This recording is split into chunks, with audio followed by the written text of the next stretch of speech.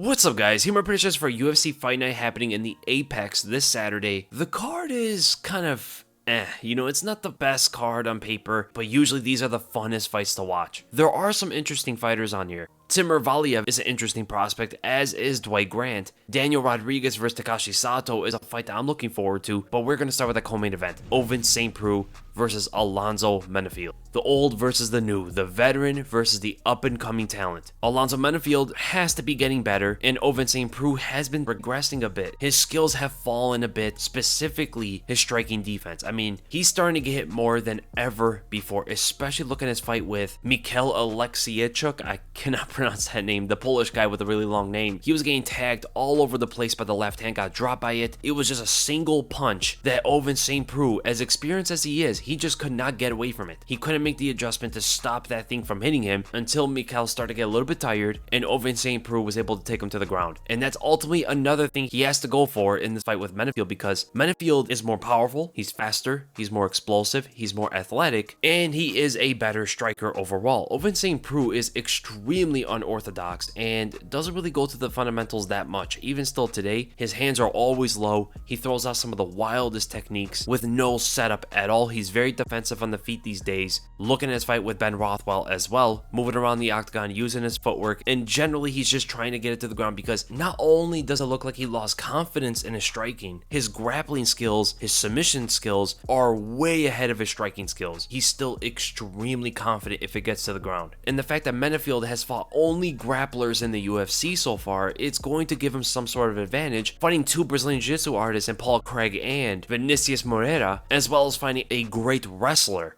in Devin Clark. And his takedown defense rate has really gone up there because of him taking these fights. He has already stuffed 14 takedowns in the UFC already, and he only has 3 fights. That is pretty crazy, man, especially stuffing 9 takedowns from Devin Clark. Ovince St. Preux's takedowns usually do get stuffed earlier in the fight. It's when he catches the opponent slipping up, he weathers the storm and capitalizes when the guy's either tired or trying to catch Ovince St. Preux with some giant shot, or he counters as his opponent is trying to knock him out, overextending with some big punch. And this is actually something that Menifield does in his fights. He explodes a lot to get that knockout, which is a reason why he lost to Devin Clark. He exploded so much in that first round, looking for the uppercuts, exploding from the clinch, exploding to defend the takedowns, relying a lot on his balance and explosive hips. He slowed down at the end of the first round, and especially in the second and third, he was just not the same fighter, besides still stuffing Devin Clark's takedowns, which is still pretty crazy to think about, and that is actually pretty scary for OSP, knowing that Menifield, even tired, is explosive enough to stop the takedowns in the third round.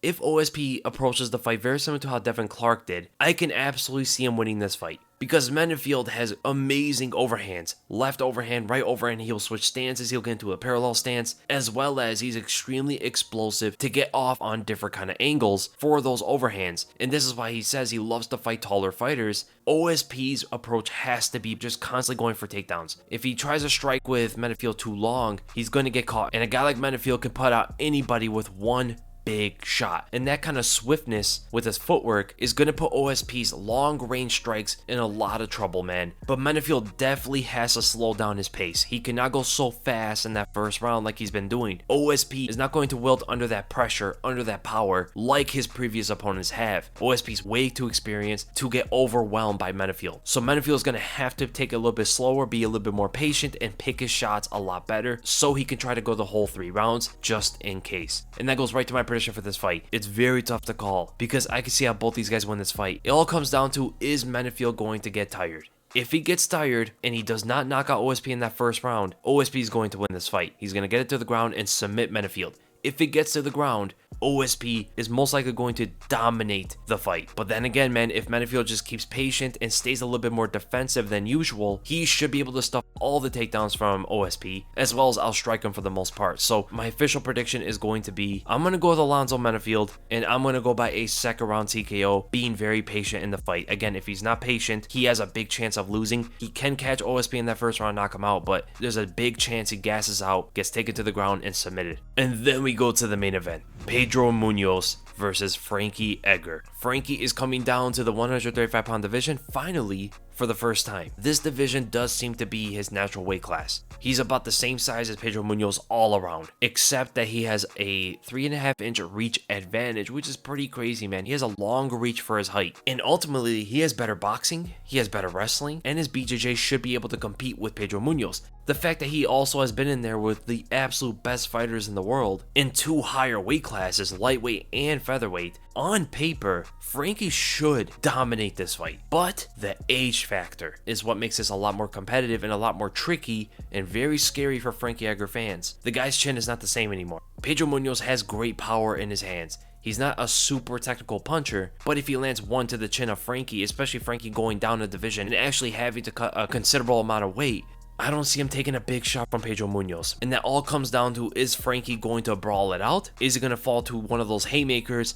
But if he doesn't, he should be able to win this fight, to be honest. He has great leg kicks, he has an amazing double leg takedown, and he mixes up his boxing with his wrestling better than most fighters to ever compete in the UFC, and even still today. He sets up combinations extremely well off of that jab. He takes off angles mid-combination and then switches to another angle to go for that double leg, all while being very focused and conscious on a guillotine attempt from a guy like Pedro Munhoz, right? People forget that he fought Uriah Faber, who also competed in the 135-pound division forever, right? And he has a nasty guillotine choke, just like Munhoz does. Frankie was always on it, man. He always knew Faber's signature technique. Same thing with Munhoz in this fight. I actually think Uriah Faber is a more technical version of Pedro Munhoz in a way, besides that Munhoz has better leg kicks defensively and offensively. But here's the thing, man, nobody is better at catching leg kicks than Frankie Edgar. The guy was able to catch some of Jose Aldo's leg kicks, and nobody's able to do that. The only man that was able to take down Jose Aldo twice in a single fight. We're talking about the best anti-wrestler to ever compete in the UFC. And on the ground, although Munhoz is extremely dangerous and crafty, I think the wrestling aspect with the Brazilian Jiu-Jitsu of Frankie Edgar is going to allow him to get better positions while defending submissions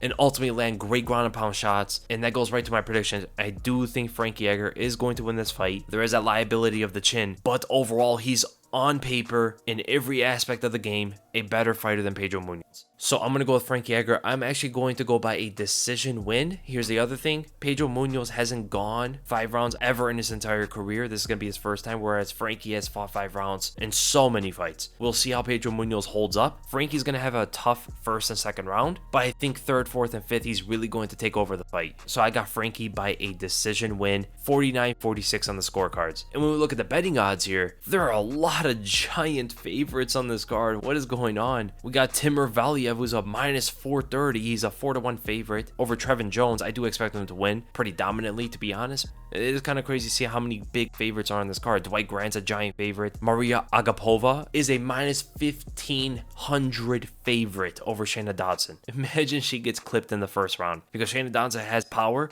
She's a good boxer, but her grappling is almost non-existent. And then Pedro Munhoz is actually a big favorite over Frankie Edgar. So that's the end of my predictions, guys. I hope you guys enjoyed the video. If you did, make sure to thumbs up. If you enjoyed my content, make sure to subscribe. Make sure to check out the merch if you guys haven't done so, and I'll see you guys in the next video.